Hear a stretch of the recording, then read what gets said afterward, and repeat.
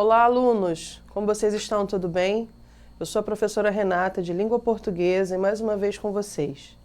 Nosso tema de hoje é a linha do tempo das escolas literárias. Vamos dividir em dois momentos, e nesse momento nós vamos fazer uma recapitulação de todos aqueles estilos literários que nós viemos falando até agora. Tudo bem? Vamos lá? Então, as escolas literárias, para que você possa bem entender, é preciso que estabeleça-se alguns aspectos para esse bom entendimento. Primeiro, é necessário que um bom estudante, um bom leitor, principalmente que está construindo o seu trajeto, seu itinerário formativo, faça uma linha do tempo dessas escolas, para que possa, tudo que vai vir através desses estudos, desses entendimentos, possa ser bem entendido. Segunda coisa, é muito importante que se determine num tempo, por isso a importância da linha do tempo, os momentos literários em que ocorreram, tá? Outro aspecto importante, associar cada tempo literário, movimento, estilo de época, como você quiser chamar, aos contextos históricos. Isso é muito, muito importante. Depois, relacionar esses contextos às características que aparecem com os seus autores, com o tempo, com a sociedade. Fazer essa associação torna mais fácil para nós, num caminho de estudo, de crítica literária, para que a gente possa entender, tá? E depois, é muito importante que nós aprofundemos essas características, esse entendimento, lendo as obras, porque fecha esse entendimento de uma maneira mais tranquila, tá bom? Então, não se esqueça desses aspectos. Depois, para entendermos todo esse circuito, todo esse estudo da literatura, como se dá na escola, é necessário que nós não nos percamos no caminho em alguns momentos. E vamos aqui ver que momentos são esses. Quando entendemos que os estilos de época eles se adequam e se superam, como se fosse um ciclo, um da vez ao outro, tá? Que o comportamento humano ele modifica e se modifica através do tempo, portanto vai dar lá o seu reflexo nos estilos literários. Outra coisa importante, os movimentos literários eles têm características comuns, por isso eles foram divididos, segmentados, caracterizados e colocados numa linha do tempo para que a gente possa estudar hoje de maneira mais tranquila. Que os diálogos na tradição literária sempre darão discussões, trarão discussões para nós, tá? E esses diálogos, eles vêm como? Como que eles se apresentam? Através das obras para nós.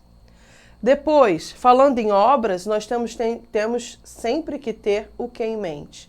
A dicotomia entre o escritor versus o público leitor. É sempre esse diálogo que existe e é por isso que a literatura é tão encantadora. Que entre as épocas literárias há bastante diferença, tudo isso que a gente já falou acima. Entre os escritores há muitas diferenças, há semelhanças, há diálogos, há influências, e isso é muito importante entender. E que a sistematização desse estudo é fundamental para que isso possa nos ajudar a entender o porquê de se estudar literatura na escola e a sua periodização, que é o que nós vamos rever agora. Vamos comigo aqui. Então, as escolas literárias, para que você possa entender de uma maneira mais ampla, mais macro, é bom que você entenda que existem nos livros didáticos, todo esse estudo, a divisão de 3 eras. A era medieval, a era clássica e a era moderna. Tá? Nós estamos nessa era moderna, óbvio, lá no finalzinho, na contemporaneidade. Mas vamos voltar um pouquinho. O que ficou para a era medieval? É só lembrar um pouco da história. O trovadorismo e o humanismo. Aquela época em que só os homens podiam ter acesso à cultura, que era mais oral, não é? Que era mais na corte, etc. Que vocês façam um resgate aí dos livros de história para fazer essa associação mais tranquila. Depois, com o advento das navegações e do acesso à cultura antiga, né, dos gregos e tudo mais, o classicismo começou a ganhar força entre os séculos XVI. A igreja entra nesse sistema porque quer pegar um pouco do homem que estava indo muito para a razão e trazer para a emoção. Então, o barroco acontece no século XVII. E é aonde nós entramos, porque nesse momento já éramos uma terra descoberta, tá? E o arcadismo que vem depois resgatando essas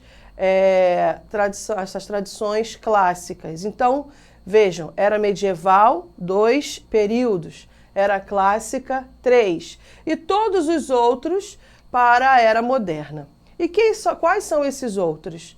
O romantismo, o realismo, o naturalismo, o parnasianismo, o simbolismo, o pré-modernismo e o modernismo que ainda, até esse momento, nós não ainda vimos.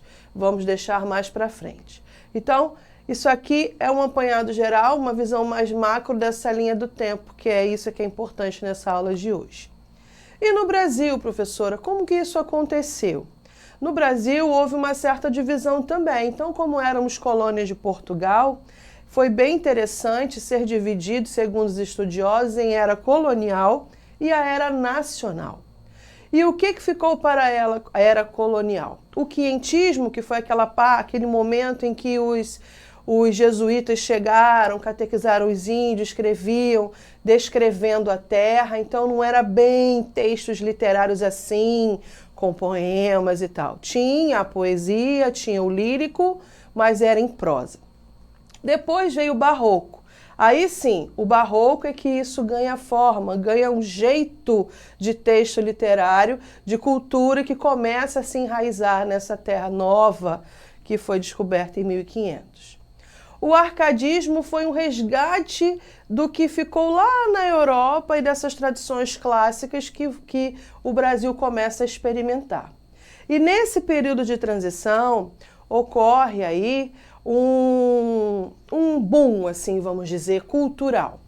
É quando se cria a imprensa nacional, quando se publicam os livros, quando a mulher passa a ter acesso à leitura, às elites, né, as da elite, fique bem claro. E o romantismo vem à tona no Brasil. E com isso, todo o caminhar literário no Brasil começa a acontecer de forma mais enfática, tá bom? Então, esse quadro aqui é para vocês verem e se ambientarem com essa linha do tempo no Brasil. Agora vamos a um resgate aqui das características principais de cada estilo literário, que é o que nos interessa nesse momento. E eu quero que você se lembre que no Enem, assim como todos os vestibulares do Brasil, a literatura é muito cobrada, ela é sincronizada com vários assuntos, com várias áreas. Então é importante que você se atenha a essas características e entenda o porquê de estudar os estilos literários. Porque ele faz a gente ter o pensamento crítico, entender o contexto histórico. Além de tudo, você passa a conhecer um pouco mais da cultura mundial e do Brasil, tá bom? Então vamos lá, o quientismo, a primeira escola brasileira, também conhecida como literatura de informação. Depois vimos o barroco, essas daqui, ressalto, são as que mais caem no Enem, tá bom? O barroco conhecido como aquela que a igreja utilizou, esse estilo literário para também tentar tolir o pensamento crítico, tá bom? Mas mesmo com isso teve a sua relevância. Seus autores, os seus ícones, foram obras que trabalhou muito com jogos de palavras. Depois nós tivemos o arcadismo, escola que surgiu numa época de muita instabilidade política no Brasil, tendo em vista a Inconfidência Mineira, que foi um momento de muito conflito no Brasil diante das riquezas, né, pegas e levadas para o nosso país colonizador. Depois veio o romantismo, essa sim, traduzido por Gonçalves Dias, José de Alencar, Visconde de Tauná e tantos outros nomes que surgiram, foi marcado pela liberdade de criação, pelo nacionalismo, pelo historicismo, pelo medievalismo, entre tantas outras características que você é capaz de rever, estudar e relembrar, porque certamente foi um momento muito importante para nós. A nossa independência tem muito a ver com o romantismo. O realismo, por sua vez, um momento de crítica, um momento de decisão complicado, né? Veio refutar, rebater, confrontar o romantismo.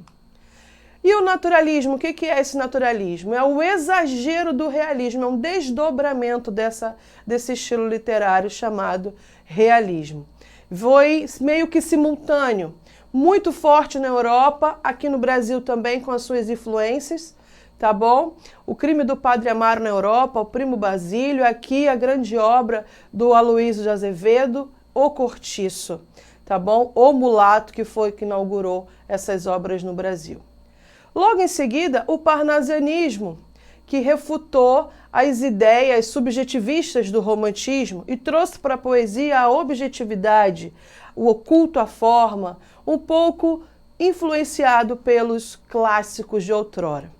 O simbolismo, aquela escola que trabalhava a sugestão, a sinestesia, a musicalidade, o pessimismo, a morbidez, também teve o seu papel e a sua representação na nossa história. E não menos importante, que cai no vestibular e muito, o modernismo de uma forma geral. Movimento inaugurado na Semana de Arte Moderna, nos idos de 1922, representou-se pelos nomes de Oswald de Andrade, Tarsila do Amaral, Mário de Andrade, entre outros da elite brasileira. Tá bom? O concretismo foi um desdobramento desse modernismo que também veio a nos deixar as suas marcas. E no Enem, todas essas escolas literárias elas são cobradas de maneira muito enfática. Espero que você tenha entendido, busque rever para que todos os textos que aparecerem vocês consigam interpretar, entender e fazer associação direta com o contexto histórico. Vamos, então, rever através das atividades tudo isso que eu acabei de dizer a vocês. Vamos lá. Numere a primeira coluna de acordo com a segunda. Qual desses aqui representam essas características? O romantismo, o barroco e o quinhentismo. Compensação de frustrações sentimentais na fuga da realidade através da imaginação. Tá? A literatura de informação que resgata as origens da nacionalidade brasileira, refletindo um certo ditatismo.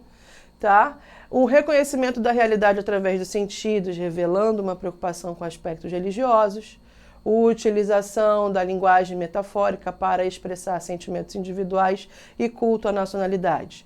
Qual seria, então, a resposta para esse exercício? Seria a letra C, tá? Que é romantismo, quinhentismo, barroco e romantismo, que são as marcações mais corretas e a que caiu nesse vestibular dessa universidade citada lá em cima no cabeçalho da questão do enunciado. Então, para casa, para complementar, faça um quadro comparativo de tudo isso, acesse a plataforma, tá bom? E até a próxima aula. Um abraço.